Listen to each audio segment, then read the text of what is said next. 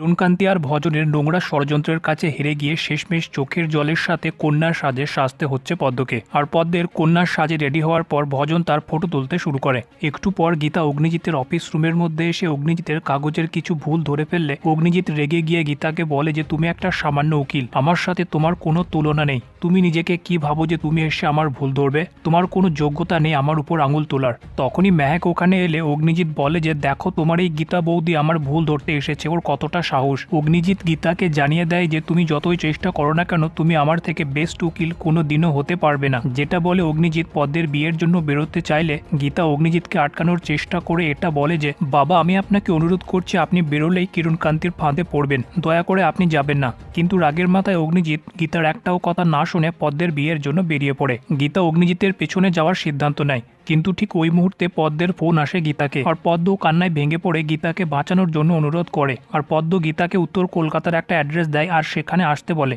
গীতা মেহেককে পদ্ম বিপদে আছে এটা বলার পর তৎক্ষণাৎ ওখান থেকে উত্তর কলকাতার যাওয়ার জন্য বেরিয়ে পড়ে। অন্যদিকে ভজন কিরণকান্তিকে বলে যে এবার জমবে খেলা।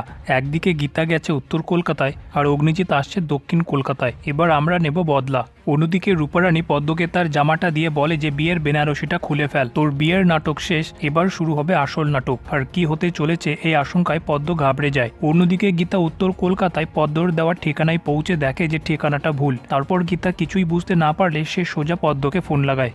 অন্যদিকে কৃপান পদ্মকে ফোন করে বলে যে সামান্য একটু নেশা করে আমি তোর হাতটাই ধরেছিলাম, কিন্তু শুধু সেটার জন্যই তুই আমার পুরো লাইফটাকে শেষ করে দিয়েছিস, তাই আমিও তোকে আর শান্তিতে বাঁচতে দেব না। তোর খেলা আজকেই শেষ হবে, তোর টাইম শেষ হয়ে এসেছে। তোর বড়বাবুকে ফাঁসিয়ে তার হাত দিয়ে তোকে মারার ব্যবস্থা হয়ে গেছে। যেটা শুনে পদ্মের পায়ের নিচের জমিন সরে যায়। অন্যদিকে পদ্ম ফোনে বিজি থাকায় পদ্মের ফোন লাগে না। গীতা বুঝে যায় যে অগ্নিজিতের পেছনে যাতে সে না আসতে পারে সেই জন্যই তাকে ভুল অ্যাড্রেস দেওয়া হয়েছিল।